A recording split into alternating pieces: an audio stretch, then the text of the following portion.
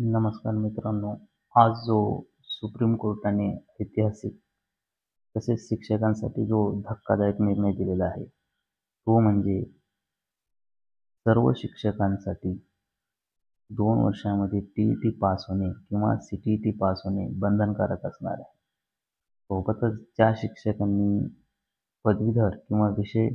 शिक्षक म्हणून ज्यांनी पदोन्नती घेतली, त्यांनासुद्धा येणाऱ्या 2 वर्षामध्ये टी-ई-टी पेपर 2 हा पास करणे अनिवार्य असणार आहे. परंतु याच्यामधून फक्त जे शिक्षक सेवानिवृत्त होण्यासाठी ज्यांचे 5 वर्ष बाकी आहेत,